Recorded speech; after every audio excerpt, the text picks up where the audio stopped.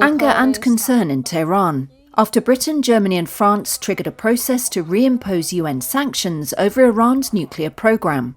The Islamic Republic rejects Western accusations that it's seeking a nuclear weapon, but the three powers say it has violated a 2015 deal and have launched the so-called snapback mechanism that sets sanctions in train. Israel and the United States bombed Iran's nuclear and ballistic missile facilities during an Israel-Iran war in June. Israeli strikes that month killed top nuclear scientists.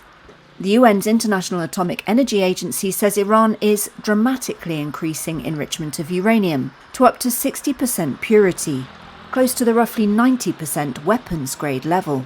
And Western countries say such a high level isn't needed for civilian uses. But Iran says its programme is peaceful. Science is power, this billboard says.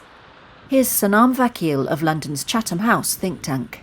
After the war, Iran evicted IAEA inspectors from Tehran, so its nuclear facilities have not been assessed, and the damage to those facilities have not been assessed by the IAEA, and there has been no formal assessment by any international body. There have been some intelligence assessments. So in absence of that oversight, there is really no clarity. Iran could be using this lack of oversight to make some advancements should its program have survived, or some parts and components of its program survived.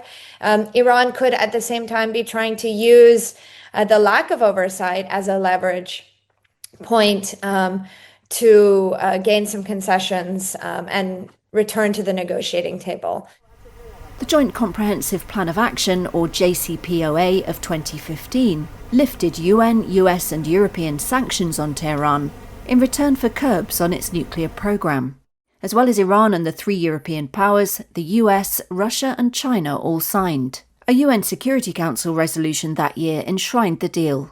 But that resolution expires October 18, as does the ability of any party to the deal to trigger a sanctions snapback.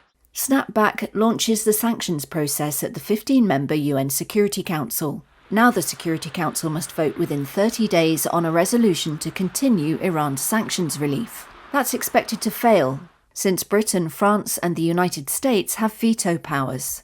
If so, all UN sanctions on Iran will be reimposed in late September. Russia and China say Germany, France and Britain have not followed the dispute resolution process outlined in the deal. So why did they launch snapback? They would like to use this pressure on Iran